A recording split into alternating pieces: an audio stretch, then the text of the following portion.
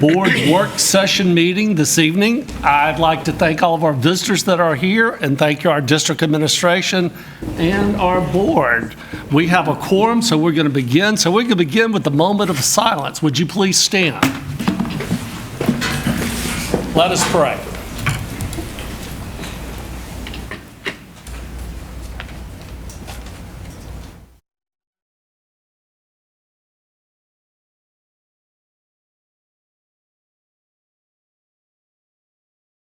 Amen. Amen. Let us pledge. I pledge allegiance to the flag of the United States of America and to the republic for which it stands, one nation, under God, indivisible, with liberty and justice for all. Thank you. You may be seated. We will begin our meeting with public comments. We always welcome our public to come and make comments. Comments or requests should be brief and to the point as possible and should not exceed 3 minutes and must not mention specific names of students or personnel. Public comments will be aired live, but the board typically will not respond to individual comments. Our first person speaking is Sandra Sheedy, if I'm pronouncing that correct. Sheedy.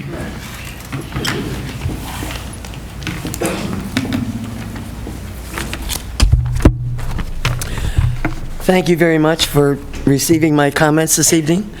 I am Sandra Sheedy from the Murals Inlet Elks Lodge, and I usually work with the Special Abilities Committee, and the lodge is in the most northern section of Georgetown County. However, as an Elks Lodge, our motto is invest in the community, and that is Georgetown County. For the past 15 years, our lodge, the members of our lodge, have brought in food items, so forth, for Thanksgiving, the makings for a Thanksgiving dinner for up to 50 families. And we appreciate Georgetown school system through their teachers to identify people in need, and also for the Sheriff's Department for delivering those dinners with a frozen turkey.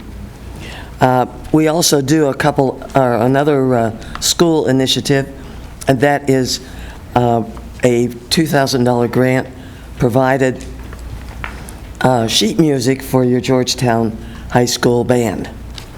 And as of 2011, we at the Elks and mostly maintenance or grounds department started the construction of a greenhouse and grow beds for not only Cooper's Center, but also for Joy School Academy. And we've also refurbished some of your gardening facilities through our chairman, Bill Judd. Since 2007, Bill his efforts with grants and contributions have provided iPads and an assortment of computer applications, which includes iPads with covers in 2013. Our Special Abilities Committee was reactivated by our past exalted ruler, Sandy Foster, 3 years ago. Recently, with the help of our exalted ruler, John Service, our committee received a $2,000 grant for technological equipment for special ability students. Our local Apple distributors couldn't meet our time schedule, so 4 of our committee members stormed ahead and purchased the iPads to meet the specifications of our grant. To date, we have been working with your Executive Director of Special Services, Michael Cavares, and we hope to make the presentation of 8 iPads with covers this week Ms. Sheedy, your time is up. Okay, thank you. Thank you so much for all that you do for our kids. Okay. Our next speaker is Mr. Marvin Neal. Good evening to the board members, Chairman of the Board, Superintendent. I'm here tonight to speak on behalf of the Plainsville Elementary School impact of the tri-community, which is Plainsville, which is St. Paul, Plainsville, and Annie Village. Since the 1950s to present, Plainsville Elementary School served the tri-community to educate children and parents, improve student achievement, and to be directed resources centered to improve and enhance community growth academically, socially, culturally, and spiritually. In collaboration with the local churches and nonprofit organizations, Plainsville Elementary School has benefited greatly in meeting the needs of the children, families, and supporting them in the academic, social, and emotional health experience. The school is the core of the tri-community in helping to develop, mold, and shape our children, ages 3 to 12, for a strong community. With a shared vision, goals, and mission, the students learn and thrive in their school environment when families, parents, and the community works together collectively. The collective vision of the community is to enhance by its culture. It is crucial to educate and develop children ages 3 to 12 in their culture environment. Removing Plainsville Elementary School's youngsters from their community will impact the lives of the children, family, and the community. There will be a decrease in student, parent attendance, and participation in school events. The tri-community family structure shows that parents work outside of the community. Based upon this fact, there will be an increase in parents struggling to participate in their children's activity because of their work hours. The student extended bus riding time and from school will be a negative impact physically and mentally from day to day. A case study was done by Appalachia to the Mississippi Delta, from farmlands to the native lands, March 2020, and the research suggests moving schools from rural communities has a negative effect on local social structures. In rural communities without schools, more households receive public assistance, more children live in poverty, and the income gap between high and low income families are greater. I will ask the Plainsville community to please stand in support of this.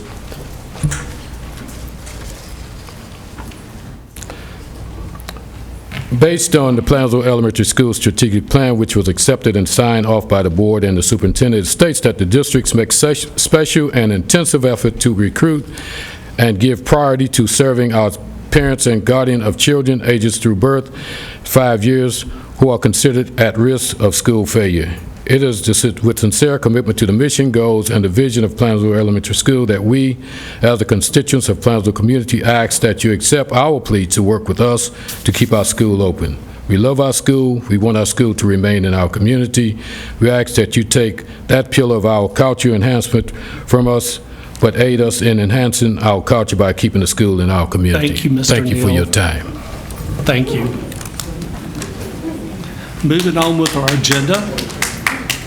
The next thing are just the approval of our minutes. I'm sure everybody's had a chance to take a look at their minutes. Is there a motion to approve? So moved. Second. It's been moved and second.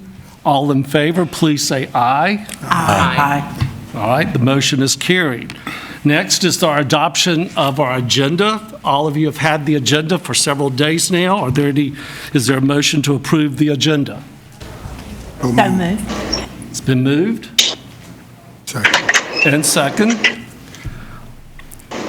All in favor of the agenda, please do so by saying aye. Aye. The motion is carried. Just for your information, we have two of our board members who are attending virtually this evening. We have Ms. Lynn Ford, who is attending virtually, and also we have Mr. Scott DeBose, who is attending virtually. We appreciate that they can join us in this modern age of being a part of our board. Moving on to our next agenda item is our personnel list. The administration recommends the approval of the personnel list as presented. Is there a motion? So moved. It's been moved. I second. It's been second. Is there any discussion? No discussion. I call the question. All in favor, please say aye. Aye. Any opposed, say nay. The motion is carried. The next item is policy BCA, commencement of term of office update. The administration recommends second and final approval of policy BCA as presented. Is there a motion? So moved. Been moved? Second. It's been second. Is there any discussion?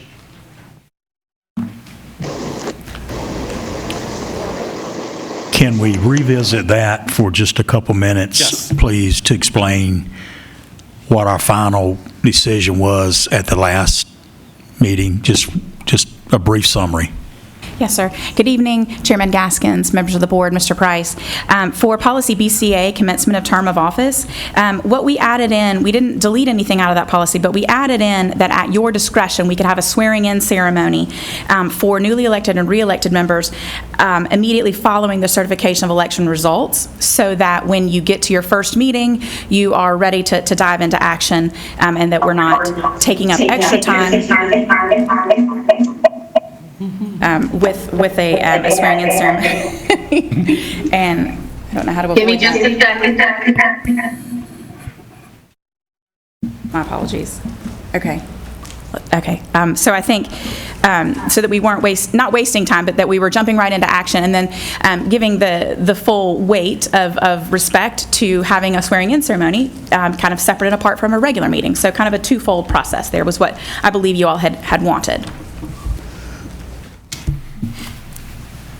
Since there's no further questions, I call for the vote. All in favor, please vote by saying aye. Aye. All opposed, say nay. The motion is carried. Moving on to policy BDDB-BDDC, agenda format, agenda preparation, and dissemination. The administration recommends second and final reading approval of policy BDDB/BDDC as presented. Is there a motion? So moved. It's been moved. Second. It's been second. Is there any questions? If there's no questions, I'll call for the question. All in favor, please say aye. Aye. All opposed, say nay. The motion is carried. Moving on to policy ICA, school year calendar. The administration recommends second and final reading approval of policy ICA as presented. Is there a motion? Motion to accept.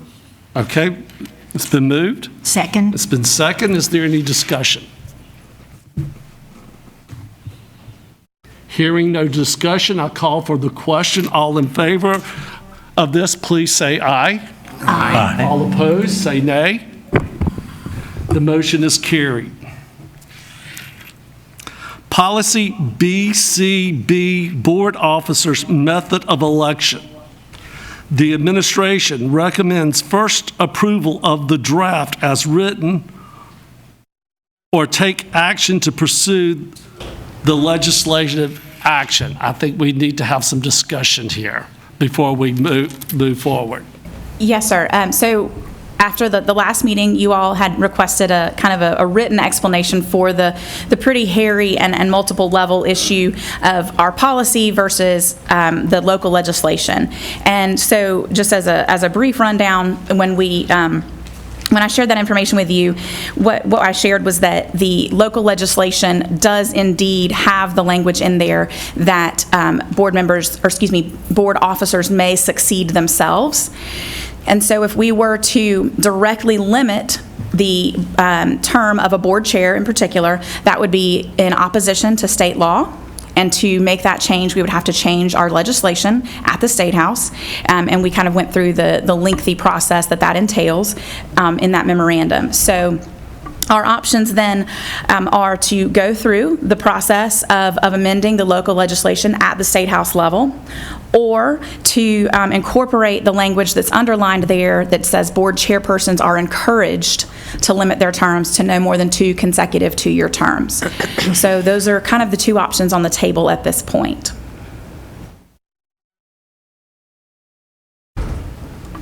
Mr. Chairman, I just don't see a need to add a suggestion to a policy. If there's desire to change it, then you know the steps to do so, then you do that. But just adding a suggestion to the policy, Excuse me. Please repeat that, I'm sorry. I just don't see the need for us to add a suggestion to Yeah. the policy. Either it's going to stay the same or we're going to make a change to it. I tend to agree, because I think that at this point, to try to get our legislation to make this change, I think I would recommend we just striking that line out of there about board chairperson and just leaving it as it is for now. It's something that we might want to revisit down the road. Yeah, I don't think we need to go the legislature's route, but I do think we need to clearly understand how do we go about our board chairman and the length of their terms. I think we do need to know that. If you don't want to do it tonight, we need to revisit it. Yeah, we do need to revisit down the road. Within the year. Yeah. Okay. But I will, as board chairman, I won't seek re-election after 2 terms. Okay. Because I really do believe it should be, another member of the board should take over chairmanship. I totally at agree. different times. I totally agree. So do we need to make any type of motion on this, Lindsay? So Ms. Thompson? Yes, sir, absolutely. So if you wanted to go ahead and do a first reading approval, I would recommend that you approve the policy, policy BCB, sorry, it was cut off at the top there, policy BCB as it stands, with no revisions, because the only revision there is that suggestion about the board chairperson. So if you want to just make a motion that we, what's the best word to word that? That you make a motion to make no changes to policy BCB and to leave it as written. I think that's the easiest way to do it. All right, so the recommendation is to make a motion I'm tongue-tied, make a motion that we make no changes to the policy. I make such motion. Okay, it's been moved. Is there a second? Second. Okay. Any more discussion? And I just want to make sure it's not at this time. Not at this Okay. time, but we will come back to it. Thank you, Mr. Walker. I'll call the question. All in favor, please say aye. Aye. All opposed, say nay.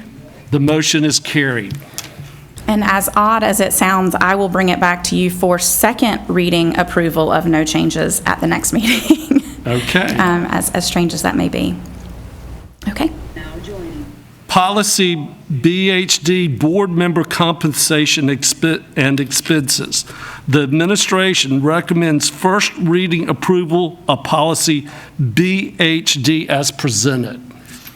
Yes, sir. And Mr. Price went through a lengthy and very detailed PowerPoint with you all last meeting, and we tried to encompass everything that you all wished and what you discussed by striking some language and adding some language. So for this one, we struck the paragraph about beginning in 1997 and 98 and 2002 and 2003 simply because it's no longer necessary to include that old language in the policy.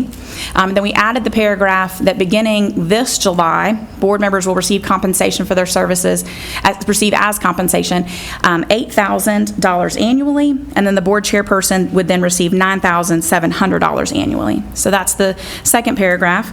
No changes to what is now the third paragraph. And then the final paragraph, we struck the term that board members may be reimbursed for meetings because your salary would sort of serve in exchange for reimbursement per meeting, and that we would that you would seek reimbursement for travel outside of the district, and it would be at the IRS reimbursement rate. So those are those last changes in the last paragraph. Hopefully that is everything that you all wished, but we can make additional changes if we missed something.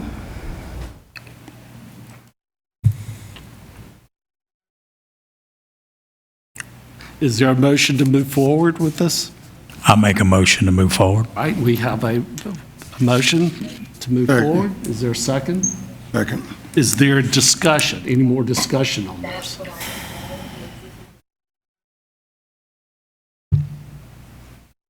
Hearing no discussion, I'm going to ask you to vote by raising your hand. All in favor, please raise your right hand.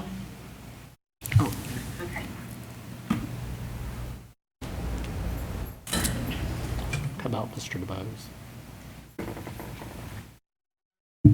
Mr. DeBose, can you hear me? Trying to figure out how to unmute his phone. Okay. Just need Okay. to know how he's voting.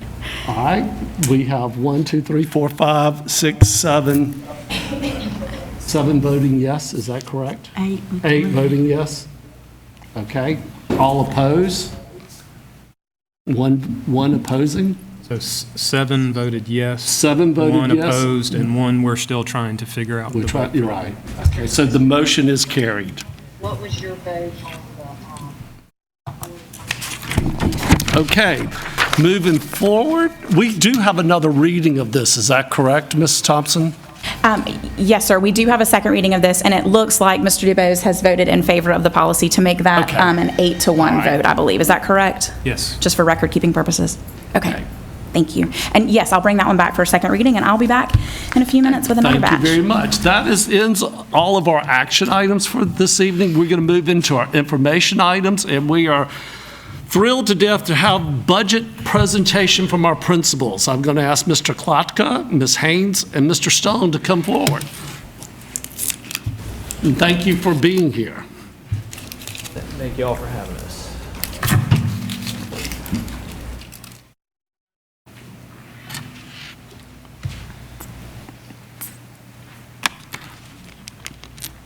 Good evening, Chairman Gaskins, members of the board, Mr. Price, and Cabinet. I want to start by thanking you for the opportunity to speak on behalf of the elementary principals this evening. We want to thank you for your continued support and all you do to create successful learning environments for our students. This evening, I'd like to present to you the elementary request for the 23-24 school year. I would like to start with some consensus requests that was agreed upon by all elementary principals. Our first request and our top priority is an interventionist. Over the last couple years, we've been able to have an interventionist in our schools due to ESSER funds, but we understand that those funds are running out after next year. And we've noticed that having that interventionist in our building has done a great job or has helped create a successful learning environment for some of those struggling students, especially those Tier 3, as we fill those gaps due to COVID and other reasons. Our interventionists will play a critical role in closing the student achievement gap. Interventionists will provide intensive instruction for all students with major reading and math deficits, and the interventionist would close any foundational gaps a student may have with early reading and math skills through targeted instruction and progress monitoring. Again, we've seen huge gains. I know later on this evening you're going to see the iReady results throughout the elementary and middle schools, and a lot of those gains are in large part because of our interventionists, and we want to continue to have a plan moving forward to keep those in our building. Our next one is an administrative aid. As you know, and I think we'll be discussing later this evening, we have a lot going on in the schools. Some of it's going to be with unencumbered time, and one of the things that we as principals think would benefit our schools is to have an extra person available to assist administration, counselors, and teachers with students during a time of crisis or need. There is times throughout the day where administration's busy or counselors are with other students that it'd be nice to have one more person to kind of help us with some students. This individual would also help with student behavior, such as if we ever have a situation where we have students in ISS, they can help monitor those students. They can cover duties during unencumbered time, help with classroom coverage if we have a parent meeting or IEPs, and anything else assigned as needed. Part of that ISS time is they can help students with academics, and also through our ABE, our discipline program, there's some actually interventions that we can go over with those students and have that individual sit down and work with our students on some of those behaviors. So those are the two requests that all principals kind of agreed upon. Do you guys have any questions regarding these requests at this time? I have a question on the number one. Yes, sir. So I sat through a session at Hilton Head this last weekend. Sir. There was a model district there called Lexington 2, and I was so impressed with their intervention program. And what really impressed me was that it was laid out to be monitored to make sure that it was working to a point to where not only did the after-school teachers monitor the progress, but they actually communicated with the regular teachers in the classroom. I was just real impressed with it. So what I would say to the interventionists that we're talking about is let's make sure that it's working. Yes, sir. Okay, and it's not a daycare, because I can tell you there are some programs that turn into daycares. So what and how is that program monitored that it's really, really helping the kids that are struggling? Yes, sir. So we do have some progress monitoring tools in place, iReady being one of them. We usually check about every 2 weeks to see how that student's progressing. If we see that the student's not progressing like we want them to, we put in other things in place. Typically, the students could be in that intervention from 6 to 9 weeks, and then if we're not seeing the growth, sometimes we sit down with the SIT team to see if we need to look at other options. And then the other question on that is, I know, I can speak for our school, but I know the other principals, like our interventionist works closely with the teachers to see kind of what they're doing in the classroom, and also make sure that carries over to those intervention blocks and periods. Because you want to make sure you're hitting those same gaps and those same needs with your students that the teachers are seeing and that the interventionist is seeing. So absolutely, like I said, iReady is one of the progress monitor tools that we see, or that we use, but we also have some others in place as well. What are we doing to kids that when the gap is discovered, and I'll just give an example, that a fifth grader is actually on a third grade level math level. It's not even near fourth grade or fifth. Are we backing up and making sure that that child, once that's discovered, that this intervention program is really going to assist that kid to back him up and get him to where he needs to be in the fifth grade? Yes, sir. So what we do is we look at that student, we get that student, we meet with the teacher, meet with the curriculum coach. Principals are usually included in interventionists, and you see where those gaps are, and you make sure you target those gaps. So let's say, for instance, the gap is in number sense for mathematics. You really want to make sure that interventionist is working on those number sense standards, maybe those third grade level 3 and 4, to help bring them up to that fifth grade level.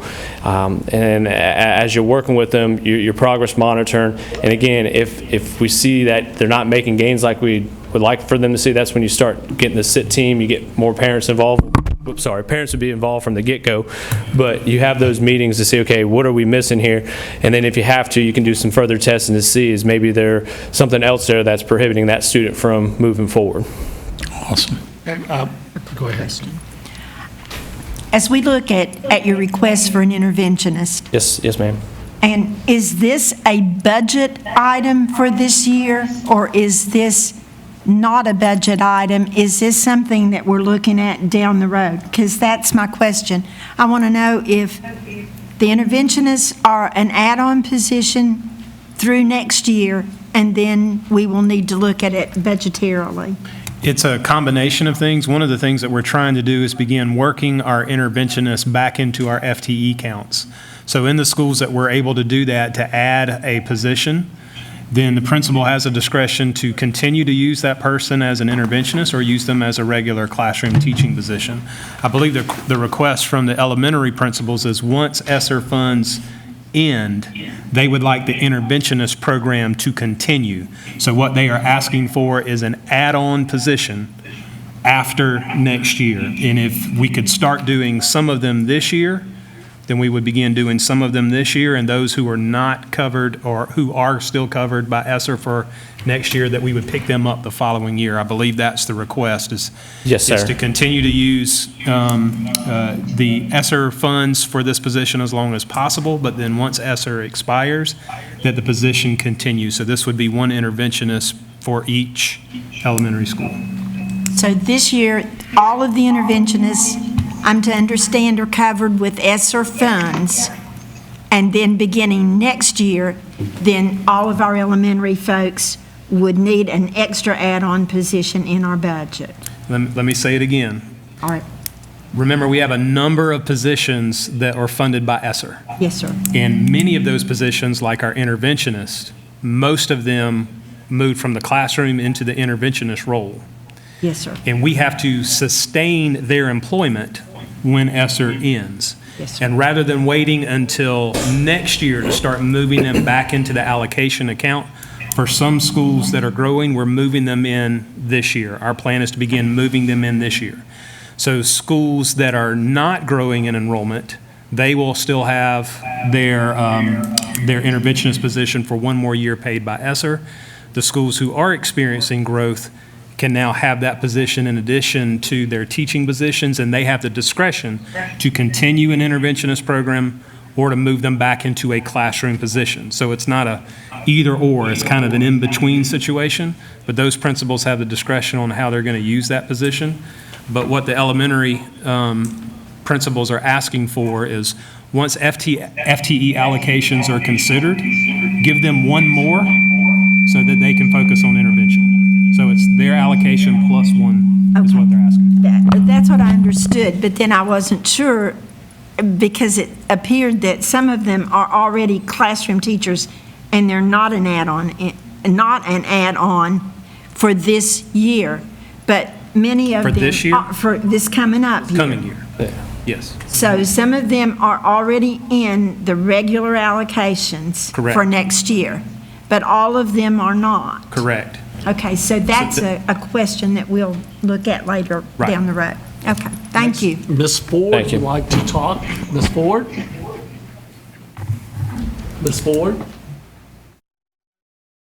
About unmute. I have a comment. Yep, Yes. go ahead. Can you hear me? Yes. Okay, so my comment is that I'm definitely in favor of us trying to figure out ways to. Got a lot of background. I'm sorry about the audio. I'm really impressed with the interventionists that I've seen. I visited, I think it was Waccamaw Elementary earlier this year, and saw an interventionist working with some kids in a math setting. And it was really fascinating to see how she was working with the students. And the principal was explaining to me the benefits of doing that, of taking that extra time to work with the students in a small setting. So I've seen it work, and I'm really impressed with it. So I hope we can find a way to get that going. Well, continue that, rather.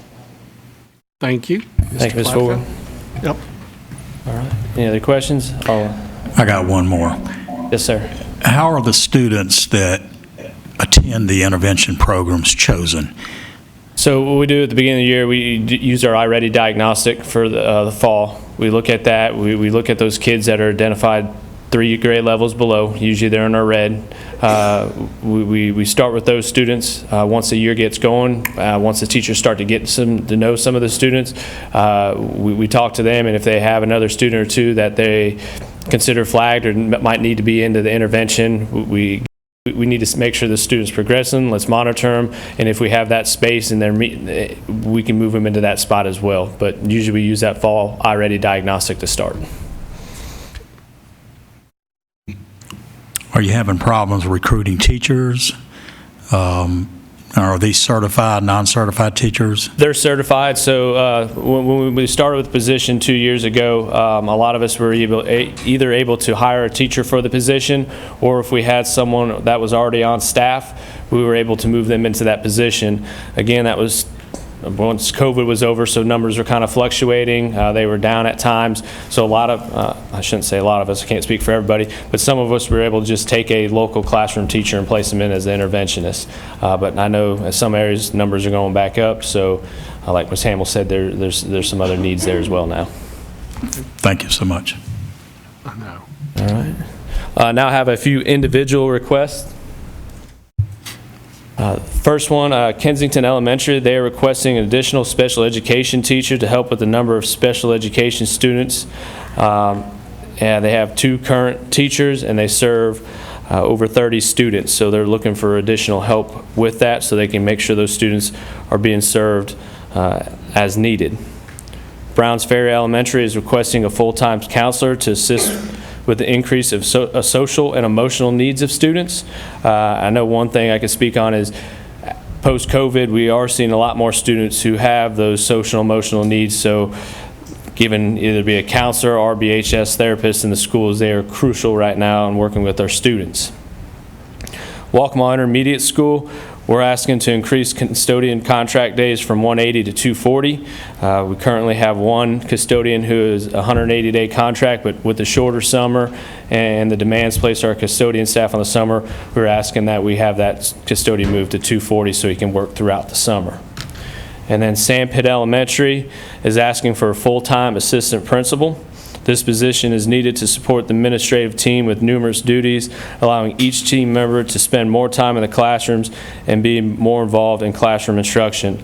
And I'm just going to kind of go back to, like I said, with Browns Ferry, the needs of our students are growing, and the more hands and more people we have in the building to help with the social, emotional needs, and at this point, the instructional needs of our students is very beneficial to not only the students, but the staff as well. Do you have any questions for me or the principals who have these individual requests at this time?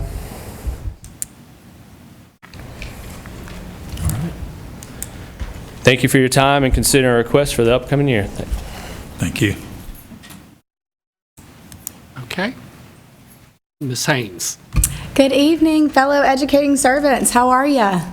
Good evening. Thank you so much for allowing me to be here tonight, and thank you for allowing me to represent the middle school principals in our budget request today. I've seen several of you come in to Waccamaw Middle School over the last couple of weeks, and I want to welcome you back. We've got so many awesome things happening in all of our schools, and that is a direct result of your efforts and your impact, so I want to thank you so much for all of that.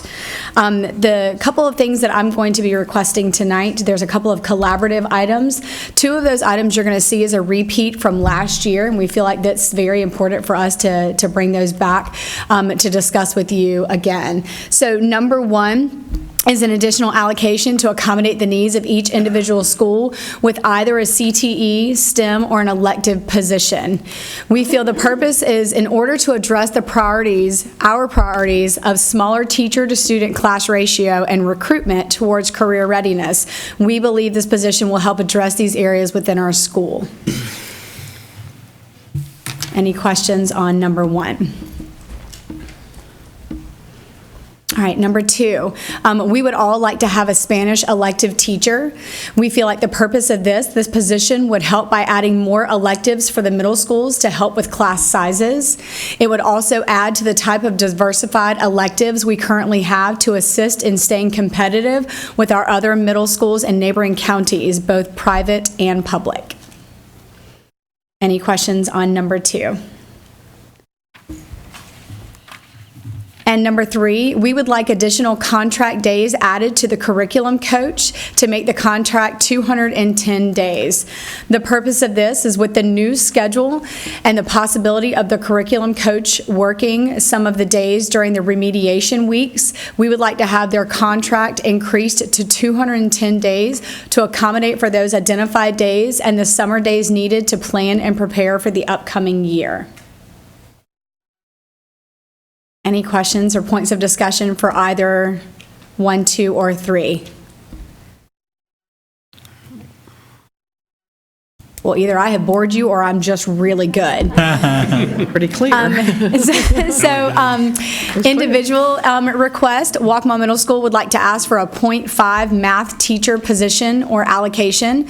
This allocation is needed for the number of students that are currently enrolled, and this position would significantly reduce class sizes in a critical area. Math is a critical area, and this would help address skills gap and content deficits and allow for more in-class remediation and small group intervention.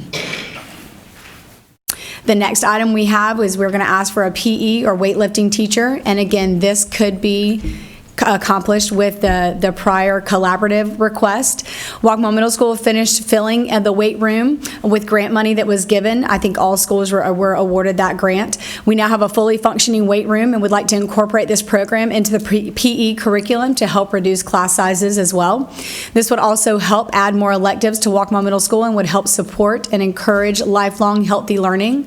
We would like to hire a female PE coach to also help monitor and support the females in the PE class classes and locker rooms. Those are fun. Any questions on the individual request? Can you define for me the .5 math teacher position?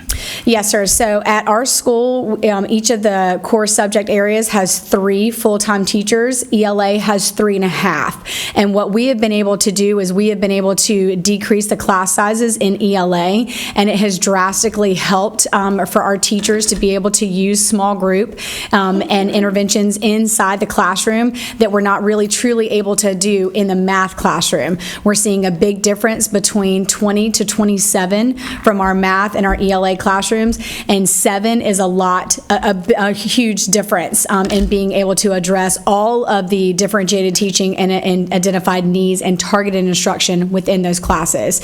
So if we were to just have, I would love a full position, but I wasn't trying to be too greedy, but a .5 would allow us to add 3 more math classes to be able to spread out some of those students, especially in the general math classes for 7th and 8th. So this position and the money spent on this position would be sort of part-time, we'd call it? Yes, sir. 20 hours a week? Yes, sir. So it would be 3 classes at 57 minutes, so about 3 hours a day. Yes, sir.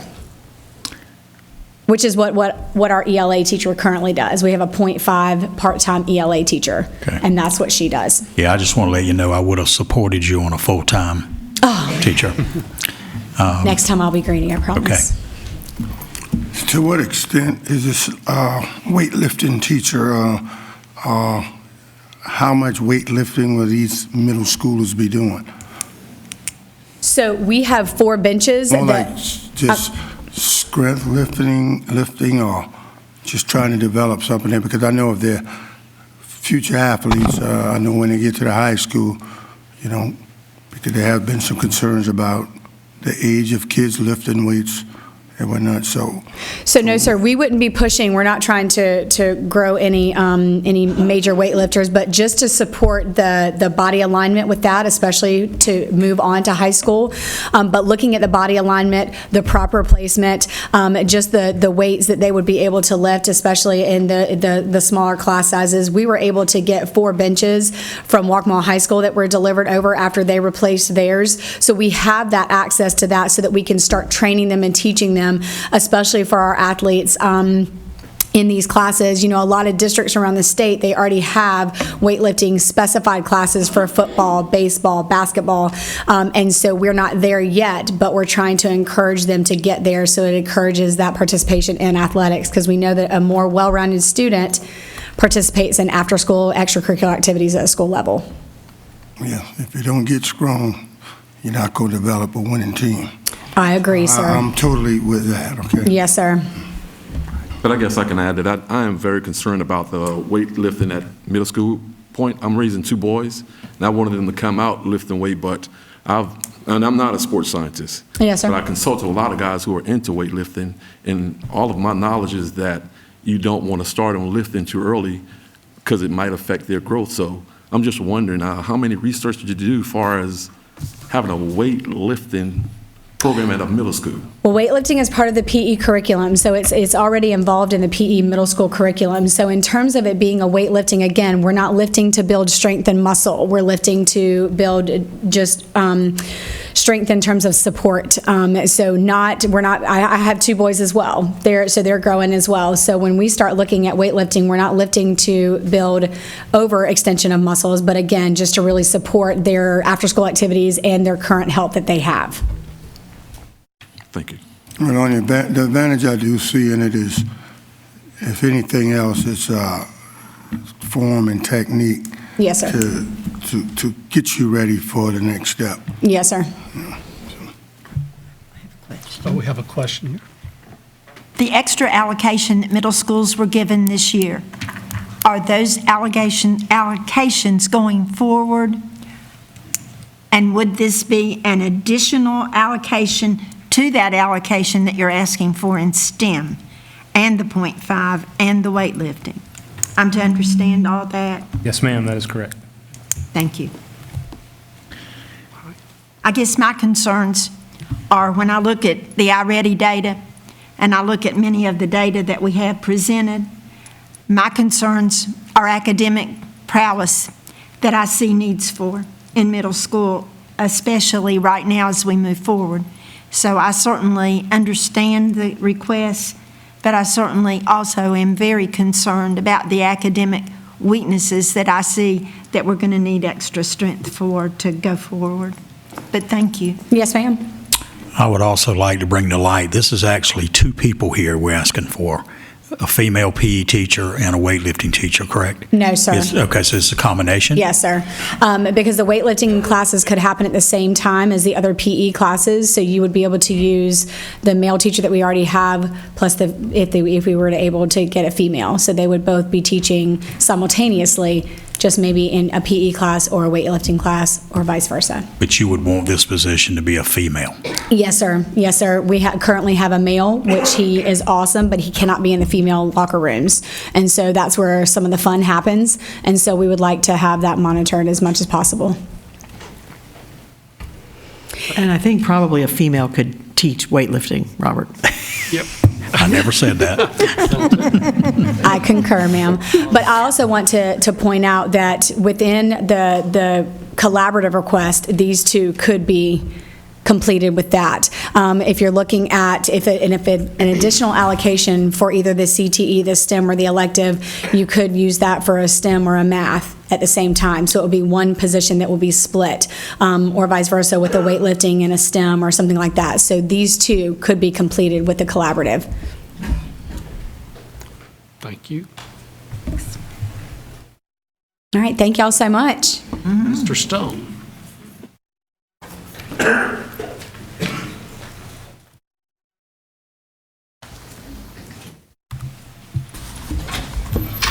Try this clicker out.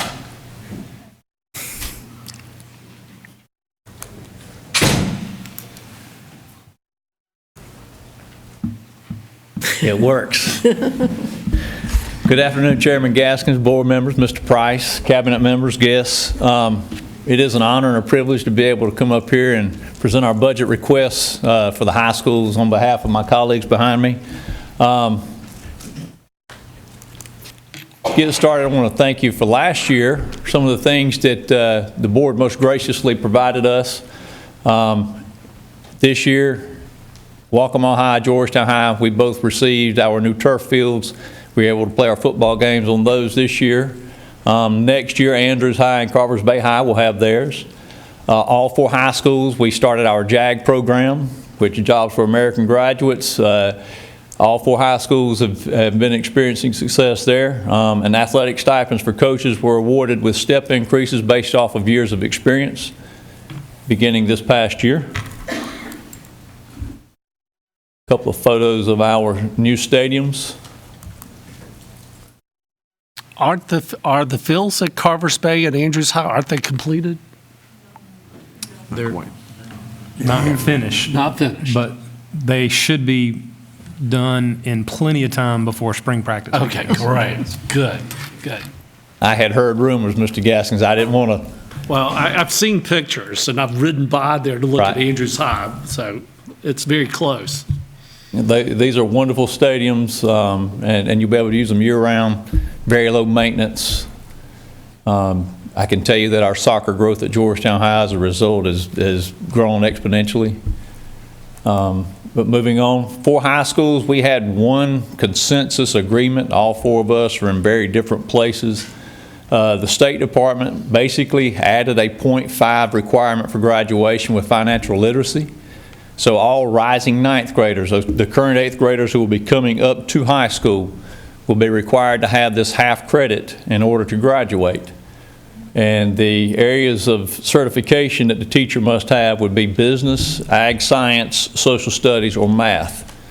And I'll tell you, for Georgetown High specifically, for us, we've got 269 incoming freshmen in the current middle school. So that's 130, basically 130 full credit classes. That is a full position packed to the basically 30 students a class. That's something that we are all requesting, is to have that allocation. And that's the only consensus allocation that we request that we have. Any questions there? So these would be 4 part-time teachers, the .5, at 4 different high schools, and they would all be teaching the financial literacy. That would be their role. Be 4 full-time, Mr. Cox. Okay. 4 full-time, and they would be teaching basically how we were planning to do it at Georgetown High is for 9 weeks. They would have financial literacy for 9 weeks, and then followed by health and vice versa. So we would back up a half-credit financial literacy class with a half-credit health class. The .5 is for a credit, I got it. not the position. I mixed that up. Yeah. Yeah, you're right. So just in a little short summary, can you describe to me what is taught in financial literacy? I get it, but if you could just tell me how it's going to help a child now and in the future. The way I understand it, it basically is the basics of accounting. You know, we had a half-credit economics class in order to earn our diploma. It's basically preceding what you would have there, teaching how to manage a textbook, making good business decisions, don't spend more than what you have, balancing a budget. The basics is how it's been explained to me. And that is correct. Those standards have actually not been finalized yet. They're still in the works at the state level. Okay. So, but Mr. Stone is right on target with what what we've been told is going to be included in those standards. I really like that. Can you make sure we include that when the checkbook is balanced, that these kids can sign a check? I actually sat in on an observation of special needs class this past week where they were working on that, writing a check, balancing the account. So there's some courses or some subject material in a special needs class. Sometimes you may run into that. We covered a little bit in economics, but in economics we really focus on the micro and macro side of things. Yeah. You do know there's high school kids that can't sign their name in cursive. Yes, sir. Okay. That's a whole different. Andrews High School is requesting a full-time RBHS counselor position. The current school psychologist that they have participates via virtually. So they're asking for an additional counselor, an RBHS counselor, to serve Andrews High School.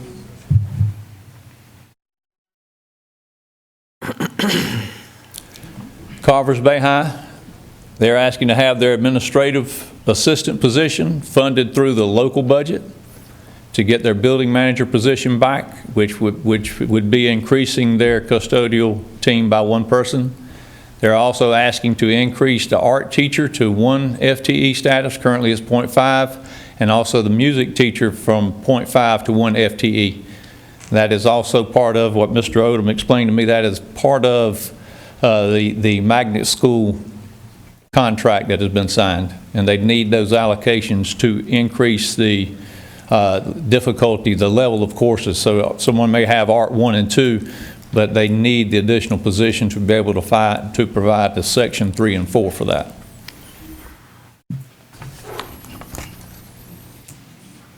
Georgetown High, what we're asking for is we had in previous years an assistant principal who took care of our special needs population. We did not have that position this past year. We're asking to gain that position back. That would help us with the relationship side and making sure that the accommodations, the support, the discipline, the nurturing that needs to take place with those students is going to be consistent with that person. It is very relational, and for us it is extremely important from the standpoint. Last year, the administrator who served at Georgetown High in this position held 425 IEP meetings alone. So that is a lot of work in our special needs population, which will greatly impact, we believe, our graduation rate. The key is we want to give the students the most support we can give them, keep them in school so they can graduate and earn that diploma. Waccamaw High, they're asking for an additional front office secretary. They currently have only 1. And they're also looking to add an ROTC program, either Army or Air Force. Andrews High and Georgetown High, we both have Naval ROTC. Carvers Bay has the Marine Corps ROTC.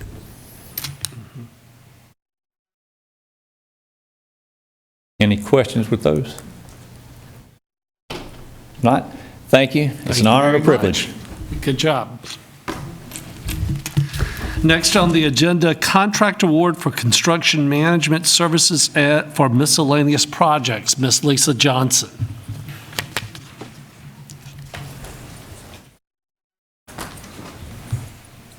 Good evening, Chairman Gaskins, board members, Mr. Price. I'm substituting probably inadequately for Ms. Ackerman tonight, so I have recruited Mr. Sabire and Tyrone Davis to answer any questions or help me answer any questions that you may have. But we are bringing this to you tonight for information and would ask you to take a vote on it at the next meeting. That we are presenting a recommendation for an upcoming contract award for construction management services utilizing a guaranteed maximum price GMP contracting method for LED lighting, upgrades, ladders, steps for roofs, restroom storage building, and miscellaneous drainage projects, as defined in the attachments that you have in your folders tonight, and as associated with the bond referendum to MB Con Incorporated. These projects will be funded through savings accrued from the bond program if approved. From what I understand, it's an amendment to the original contract to extend it. Oh, okay. So this was not a construction management contract that was bid out? It was not bid out. It's just going to be a continuation of MBCon? Yes, sir. It's Okay. just kind of an amendment extension to the contract that we have in place, and we've had that in place since 2017. Any other questions? Thank you, Ms. Johnson. Thank you. Moving forward, iReady winter results, Dr. Barano.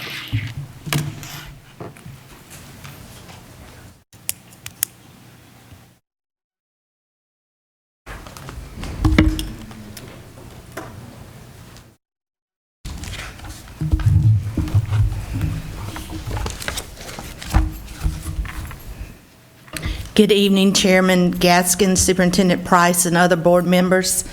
I'm here tonight to present to you our iReady winter growth analysis. The presentation you received does include our fall data diagnostic along with our winter diagnostic for your information to review at your leisure. We will actually be starting on slide 21 so that we can get to our winter growth analysis.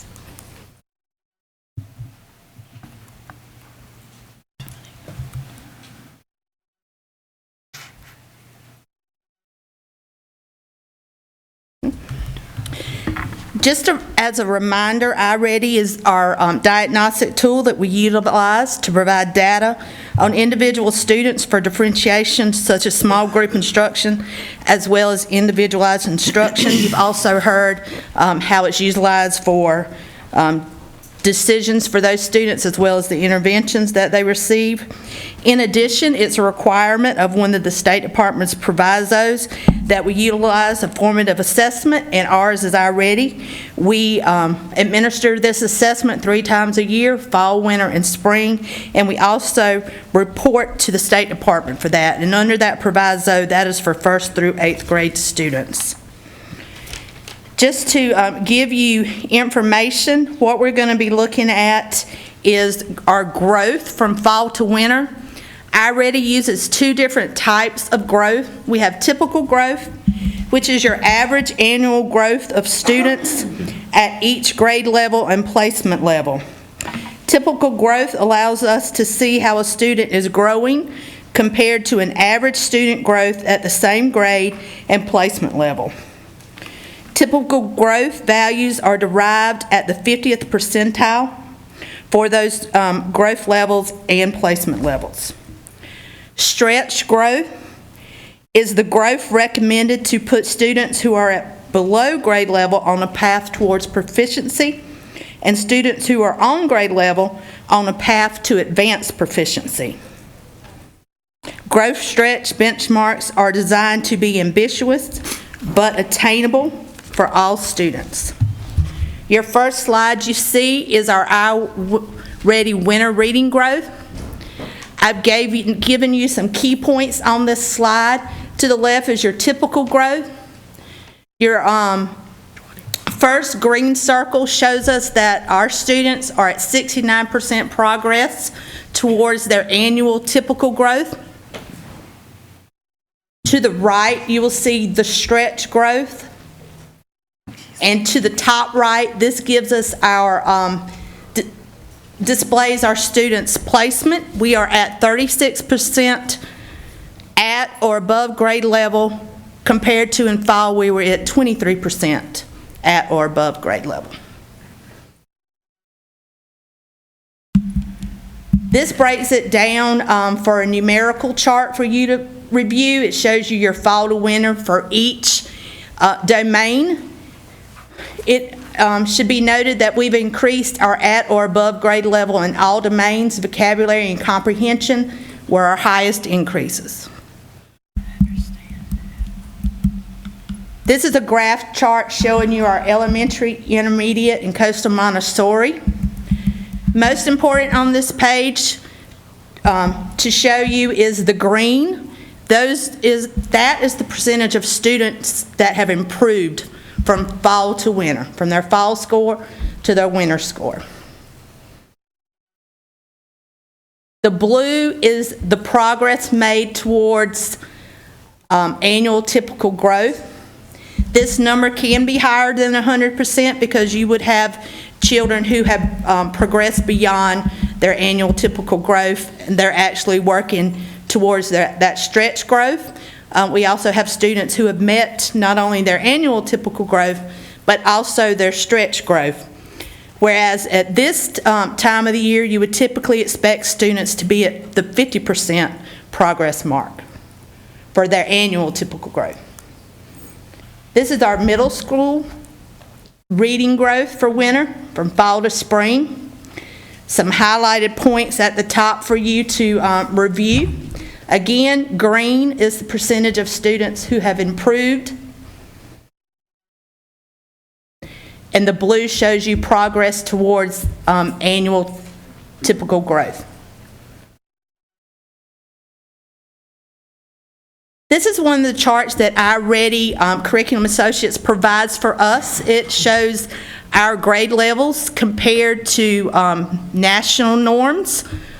The yellow circle shows you that we have one area in second grade that actually increased more than national typical growth by more than 5 percentage points. All those circled in white. For those areas, we actually increased more than national from 0 to 5 percentage points. And this is broken down in those domains for reading. This also shows you the percentage of students at mid or above grade level.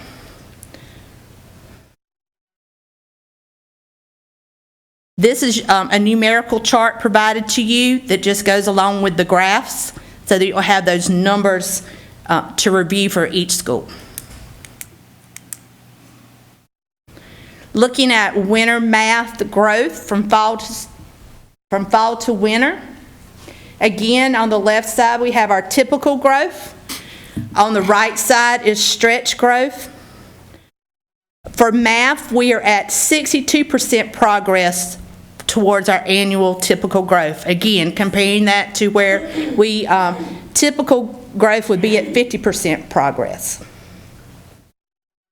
For our stretch growth, we actually have 9% that have already met their stretch growth. So not only have we had students that have met their typical growth at winter, we also have students who have met their typical growth and their stretch growth. Up at the top right, you'll see our color-coded bar. We actually have 28% of students who are at or above grade level. This is in comparison to being at 14%. So we've doubled our percent of those students at or above from fall. This gives you the breakdown by domains. We've increased in all domains for students placing at or above grade level. Measurement and data had the highest increase from fall to winter. This gives you your graph for elementary, intermediate, and coastal Montessori. The points at the top are highlights of the graph. Again, for you, green is percentage of students improved. Blue is the progress towards annual typical growth.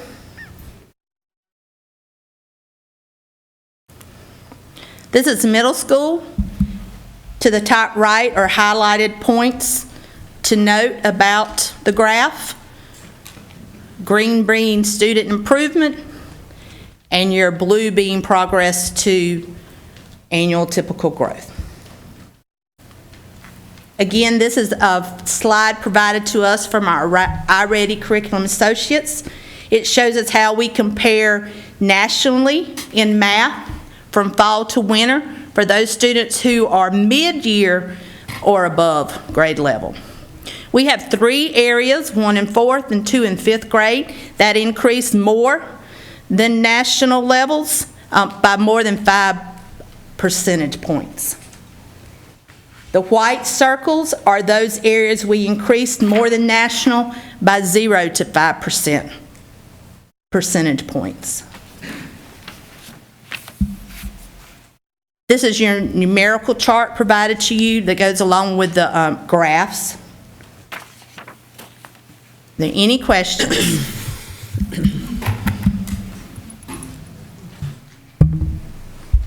Thank you. All right, thank you very much. Moving on, Dr. Giles, 2022-2023 high school course catalog revision. Good evening, Chairman Gaskins, members of the board, Mr. Price, district administration, and our extended Georgetown County School District family. In November, Linda McNair from the State Department provided training to district administration, as well as high school administrators, counselors, and college and career readiness coaches. This training was on the course catalog, course requirements, credit hours, and transcripts. She followed up this training with a discussion with us on her findings of the courtesy audit. Allow me to thank members of our team, as well as Dr. Barano, Dr. Vereen, Ms. Kibler, and Mr. Frechette, who all assisted on working on these revisions. This evening, we present to you, as an information item, our 2022-23 high school course catalog based on the recommendations, suggestions, and revisions from this training. All revisions are not reflected that they suggested. They will be presented in the 23-24 high school catalog in March. If there are any questions, certainly we can answer right now. Thank you, Dr. Giles. Thank you. Moving on, Ms. Thompson, policy GCLE and GCLE-R, unencumbered time. Good evening again, Chairman Gaskins, members of the board, and Mr. Price. The first policy that we have in the information item section is the unencumbered time policy. Back in the last legislative session, the General Assembly passed a new law that requires all K through 5th grade teachers and all essentially what we consider our self-contained special education teachers to be, that there be a requirement that they have 30 minutes of unencumbered time daily. They recognized that most middle and high school teachers are already provided with that time in a planning period based on the way that middle and high school schedules are set, but that frequently our elementary schools and self-contained special education teachers weren't getting that same break. So, as part of the law, we are required to adopt a policy that closely mirrors the law, and the School Boards Association has put together a model policy, and that's what I've presented here to you tonight. The underlined portions are the things that are kind of GCSD specific that we chose as a cabinet group and with Mr. Price to kind of suggest to you all as potential very slight additions. So if you look on the first page of GCLE, we added the phrase consecutive minutes rather rather, just to make it clear that they couldn't be piecemealed throughout the day to add up to 30. And then we added another line because administration is recommending that the district offers this unencumbered time to other teachers, even though the state law only requires it for the K-5 and the self-contained folks. We've recommended in the administrative rule to include some other folks, and I can get to that in just a second. The other change that we made on that first page for the policy itself, we included or added a sentence, that says that we are not prohibited from paying teachers who voluntarily give up their planning time in exchange for pay to teach an additional course or block. And we do have that on occasion where a teacher will voluntarily give up his or her planning period in exchange for their hourly pay for that time period. And the new law does not prohibit us from doing that. On the second page of the policy, we also tinkered with the wording just a little bit. We don't really call our human resources policies disciplinary policies. We just kind of call them human resources policies. And we added that if an educator or a principal were to violate any of this policy, that it could be cause for you all to consider reporting them to the State Department of Education. So minor changes to the model policy. The next document is the model rule that would be associated with the policy. And the only changes that we made to that were, again, the 30 consecutive minutes. We struck the phrase with the goal of providing an average of at least 150 minutes of unencumbered time, because we felt like that was a little confusing when we're saying that they need unencumbered time every day rather than 150 minutes on one day or something like that. We did add that the period of unencumbered time does not have to occur at the same time each day.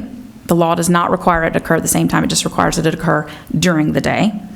And then under eligibility, that's where you can see that we as GCSD, the administrators here, as a group, recommended that this policy extend for basically everyone. So instead of just covering our K-5 teachers, it would cover our pre-K to 12th teachers. And it would be sure to include all of our special areas and electives teachers and our teachers of career and technical education, because those are some of the groups that are frequently left without a planning period, and we wanted to make sure that those folks were included here as well, even though the law does not specifically require that. And that's basically it for those changes. I have a question, or several questions. Being a former elementary teacher,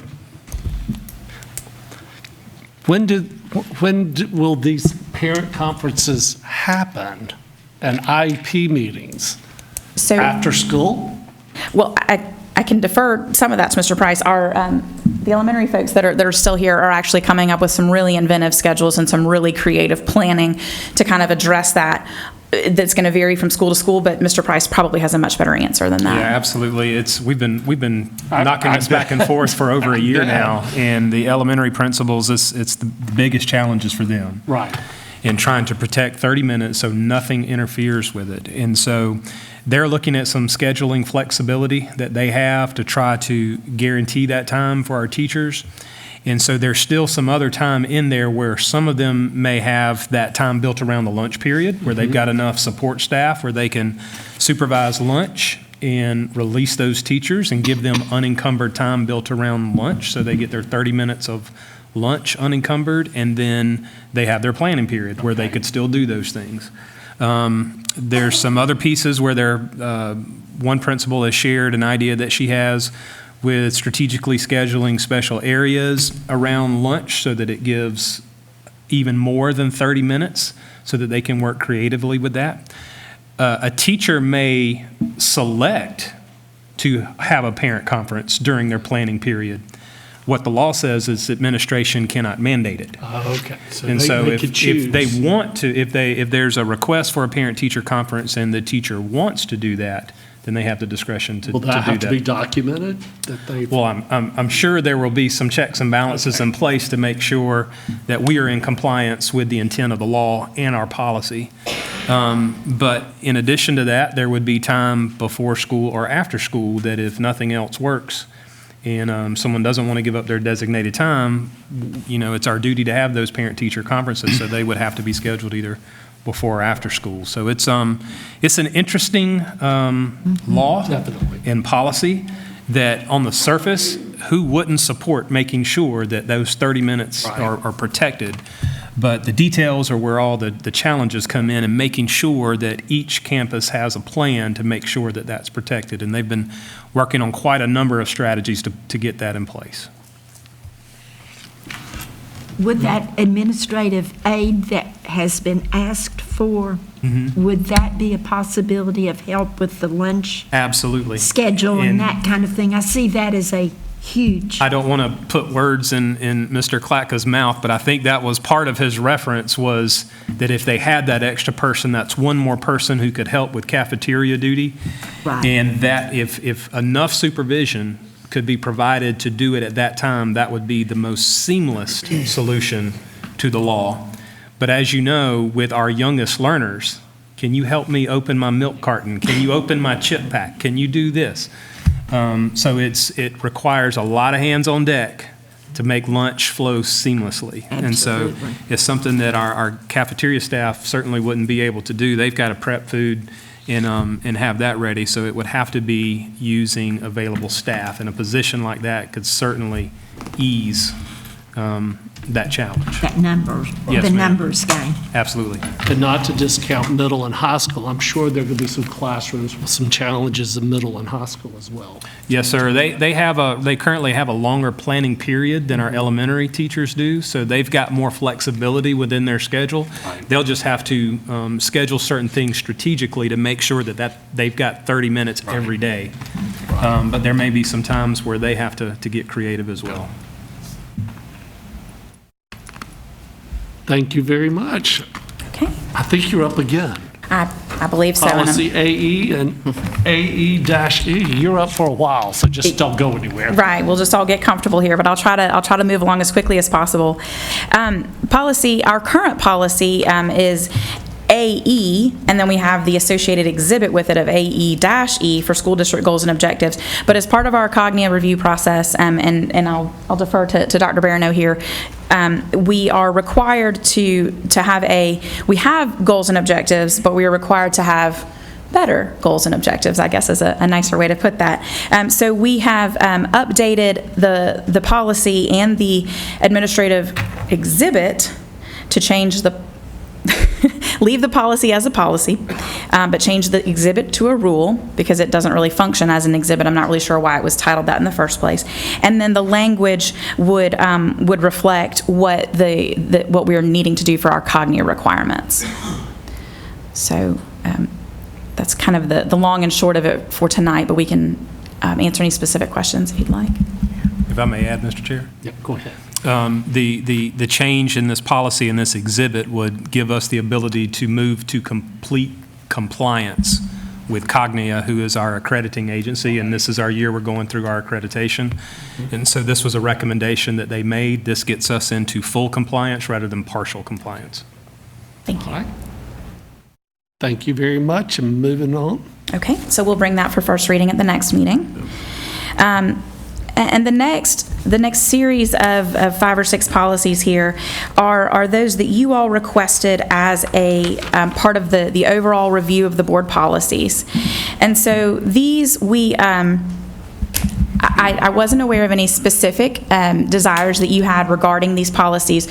So I went and just took liberty to review some other districts' policies and to see where we fell in terms of what other districts were saying, what the model policy says, if there is one. And I've kind of included some revised and some tweaked language in each of these just for you to chew on more than anything else. There was nothing in any of our policies in this batch of that are listed here under number 7. There was nothing that was illegal or out of compliance. Just some things that might be worded a little bit differently, a little bit more up to date. But again, the proposed language in each of them is underlined, and any language that we would advise removing is stricken. So we can walk through them one at a time, or you all can just take those revisions and think about them before the next meeting. It's certainly your choice, however you'd like to proceed. I was looking at policy BBA. You didn't do any revisions there, did you? BBA.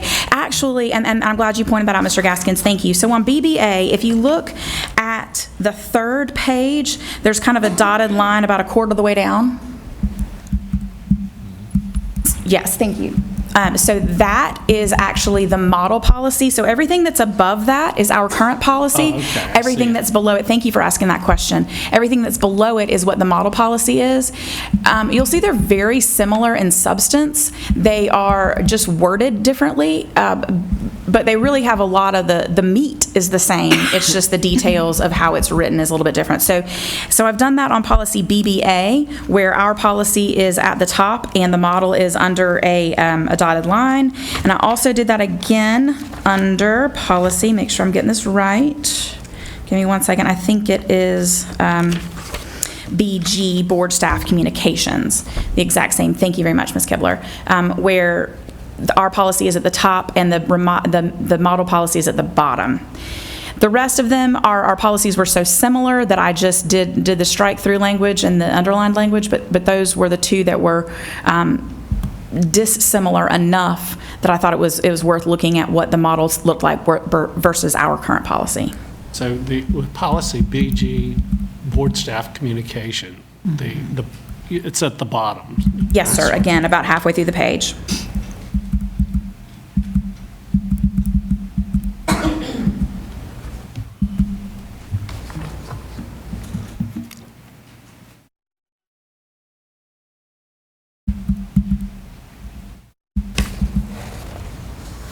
Any questions? The only item I wanted to point out very quickly is on policy BBB, school board elections, kind of in keeping with the issue that we spoke about earlier, changing our local legislation. Policy BBB, school board elections, as you can see, was just revised in June of 2021. That comes straight from our local legislation, and any change to that would require a change to local legislation. So at the top, I just put reviewed rather than revised. Of course, if you have a revision that you'd like to make and we take it to the state legislature, that's one thing, but at this point, really, any change would require that action. So that's the only one I wanted to point out for anything specific. Do we need to make any decisions if we want to go with the recommended model policy? Well, you can certainly direct us that that's what you'd like for us to bring forward at the next meeting for first reading. I would recommend that we look at bring the model policy for the first reading for us to take a close look at. Okay. I would agree. Yes.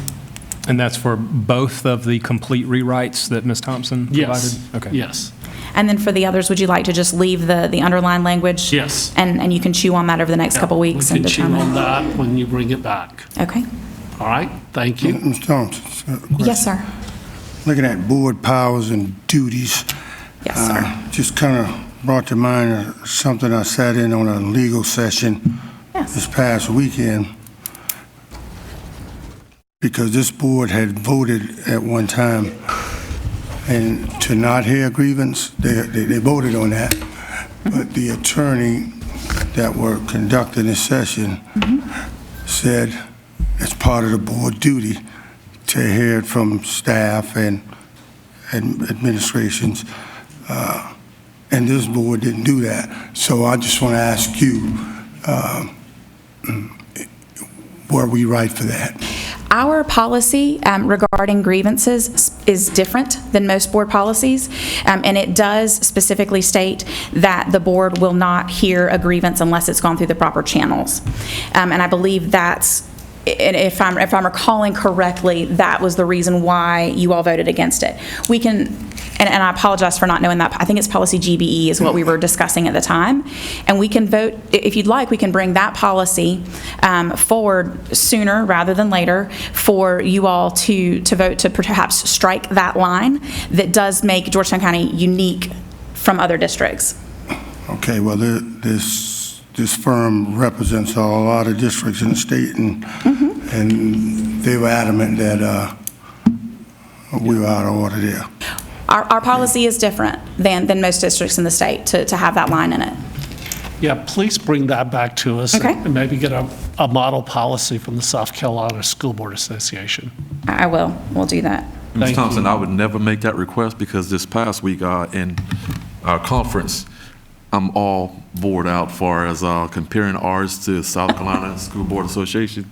The new board members, we had our orientation, and I've really learned that you can learn what you can do different to make it better or do the same because it's working for us. So I'd just like for us to keep that in mind whenever you compare it. I've found going through everything this week, we're doing a lot of things better than, my opinion, would be others are.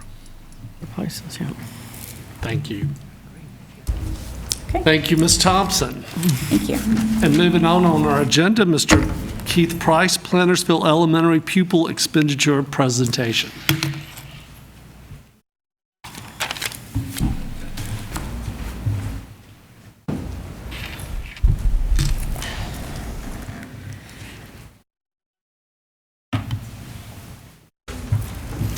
Good evening, Mr. Chair and ladies and gentlemen of the board. You may recall back in the fall when we were given our annual per pupil expenditure report, there was an item of concern that came up that the board began asking questions about, and it was the level of the per pupil expenditures attached to some of our smaller schools, that it was in some cases significantly higher than other schools throughout the district.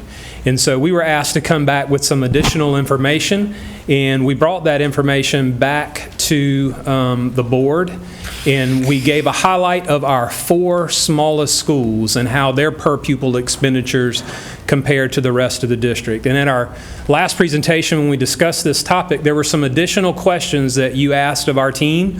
Number 1, where do the students who attend Plantersville live? Number 2, what is the travel time for these students to the next closest school?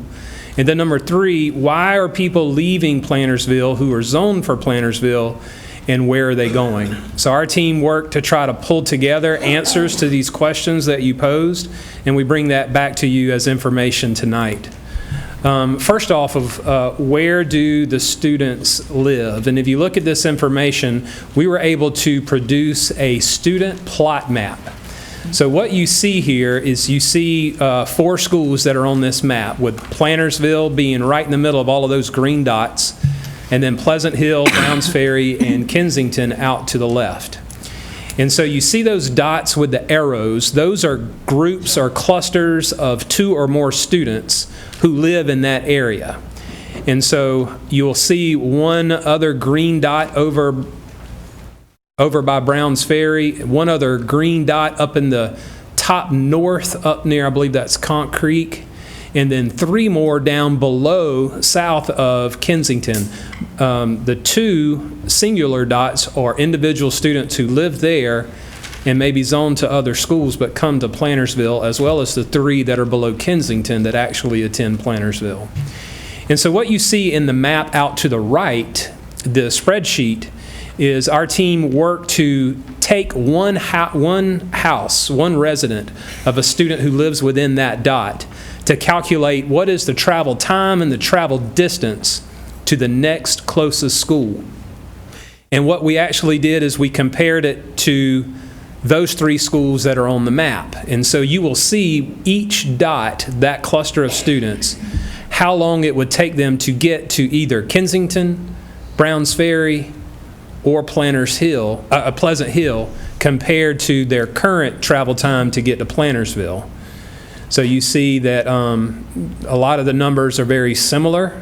Just looking at the top group across the top, you've got 21 minutes, 25 minutes, and 19 minutes all within a few of each other. So you see the comparison there, and for how long it would take for those students' estimated time to get to the 3 nearest schools.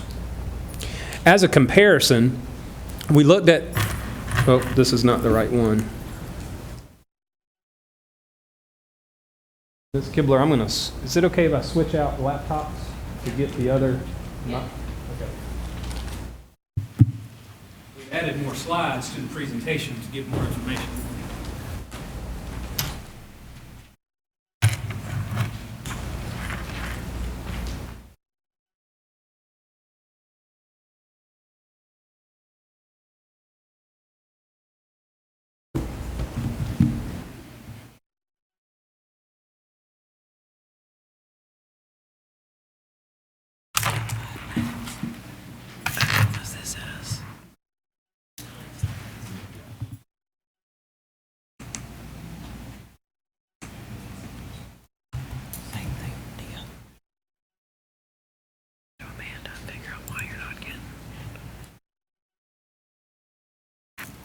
So here's where we are with Plantersville.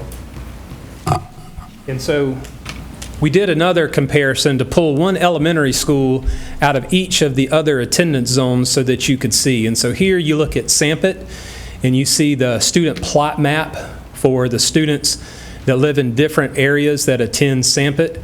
And our team pulled two of the furthest away student groups to plot out the estimated time and mileage to get from their location to Sampit. So this would be in comparison to the plot map that we just provided for Plantersville and where their students would go if not to Plantersville.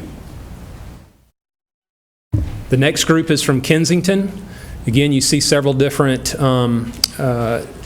clusters of students, and picked two of the farthest groups and what those travel times would be. So everything that you see would most likely be less than 7 minutes or 5 miles or 2.3 miles. So the attendance zone for Kensington is much more compact than what you saw at Sampit or very similar to the current attendance zone at Plantersville. And then here is Waccamaw. Looking at the spread there, you see that the northernmost and the southernmost points of student groups there is looking at 20 minutes and 11.7 miles, or 16 minutes and 10.1. So those are just in comparison to be able to go back and look at Plantersville and those times and distances that you asked about. And in this presentation, there's also a couple of extra slides to go back and capture those points about the per pupil expenditures. And you can see here, this was from the second presentation that we did with the 4 smallest schools by enrollment that we have in the district, and how those per pupil expenditures looked comparatively. And then on the next slide, you see that if you pulled out Coastal Montessori, the total average per pupil expenditures for all elementary schools there is $14,467, and how that looks compared to our 3 smallest elementary schools. And then the bottom graph is if you take out these 3 small schools and then did an average of the remaining schools, that average per pupil expenditure goes to $13,795. So this was brought back up just for a recall of what kind of sparked these questions in this conversation. It came from these presentations. So the other questions that were asked is, where are they going and why? And so we were able to do some research based on the choice request. And there are 19 additional students who would be zoned and attending Plantersville, but have made the choice to go other places. And so we have one that goes to Andrews Elementary due to employee choice, one that goes to Browns Ferry, who listed another confidential reason. Then we have 8 who go to Kensington. 3 are for special services that are provided at Kensington that are not provided at Plantersville. 2 for childcare reasons, 2 for the majority to minority transfer option, and 1 for other reasons. And then there are 9 who attend Maryville, 5 for other reasons, 2 for special service programs, 1 due to a childcare issue, and 1 for an employee choice.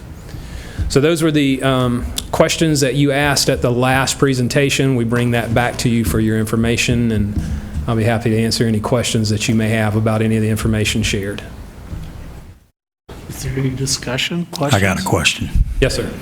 Help me with the math. So Plantersville Elementary School is at $27,695 per child. How is that math arrived? Is it just budget to run the school based on the number of kids? How do you arrive at that number? Ms. Johnson did a presentation that was several slides long that talks about how that number is calculated.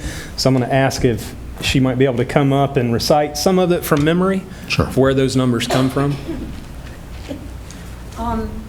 It comes from the state. The calculation is totally driven by the state so that all districts, we're comparing our schools to the other district schools. So. But it does exclude debt service payments that we make on our debt. It excludes capital projects for any school, all schools. It excludes adult ed. So there are some areas that are excluded, but for the most part, it's all money spent at those schools for those kids. Including title money? Including federal grants. Title, any EIA monies, it's all included. So what would make one school so much higher than the other in our entire district? I mean, I'm still trying to figure out the math here. So some of the things that were included in that presentation is you have to have a principal for every school. You have to have a nurse in that school. You have to have a custodial staff in that school. Then you look at the way teachers are allocated to schools. You look at the total student enrollment and their population, and then you figure out, okay, based on a 18-to-1 or 21-to-1 ratio, how many positions should that school get? Well, in a school with 72 students, say even if it was 20-to-1, that would be 4 teachers. We have kindergarten, first, second, third, fourth, fifth, and then we've got special areas.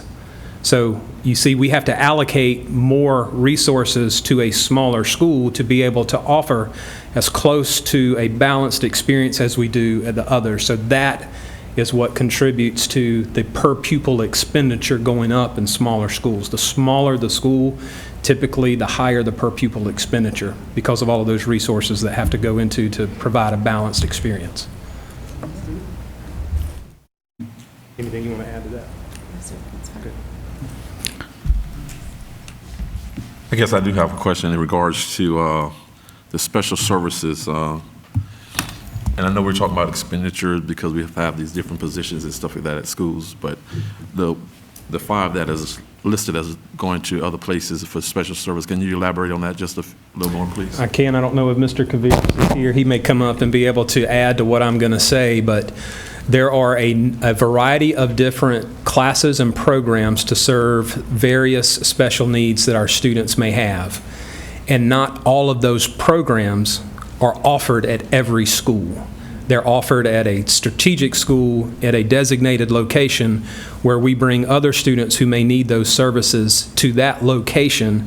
So they're not just coming from Plantersville to receive service, they may be coming from other schools because that program is housed at that school. Mr. Kaviris? Yeah.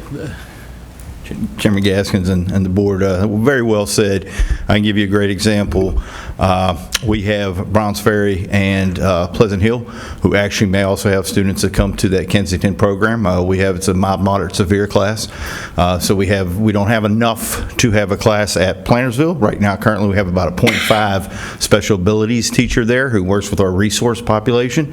If they need more services, more in-depth services, like our mild, moderate, severe that we have at Kensington, that's where they would go so we can provide those services so that we can match their IEP needs. And we had a larger number than usual this year, actually. So people were moving in with students that had needs, and we served them. Thank you. Okay, thank you. Thank you.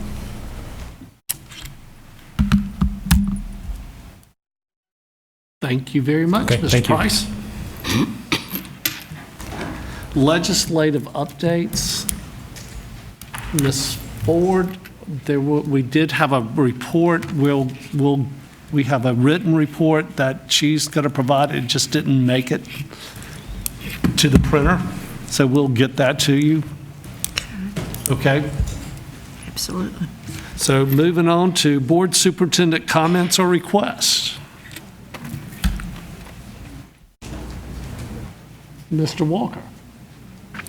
Oh, I just want to say Plantersville has always been, I worked in that area before, well supported by the community, and I was just amazed to see the crowd that they had to follow them out here tonight. So that tells me that you're really concerned about your community. Yeah, thank you very much for being here. And Mr. Chairman, I also like to state that I certainly look forward to coming out in the community and meeting with you guys to have further conversation. Tonight, we're just having conversation in regards to Plainville School, and I would love to come and share more with the community as we continue to have conversation in regards to the outcome of Plainville School. I can effectively communicate our needs, our concerns about our school at Plainville. And thank you for coming out as well. Surprise. All right. Thank you, Mr. Chair, and ladies and gentlemen of the board. I'm excited to announce that our Tri-County Career Fair, called Pathways to Possibilities, returns tomorrow and Thursday to the Myrtle Beach Convention Center after a 3-year hiatus. Our 8th grade students will be learning about a number of different career fields they might be interested in pursuing. Some will require a 2-year degree, some a 4-year degree, and some no degree. Many of our high school students will also be presenting some of their CTE courses and programs that help bridge that interest. So I'm happy to see this returning to an in-person format beginning tomorrow. And our academic bowls will also kick off next week. The Junior Bowl competition will be on Tuesday, and the Senior Bowl competition will be on Thursday. Both competitions will be held at the Georgetown High School Auditorium, and we want to wish all of our scholars the best of luck next week. Thank you, Mr. Chair. Thank you very much. Is there anything else? At this moment, we stand adjourned, and thank you. Thank you.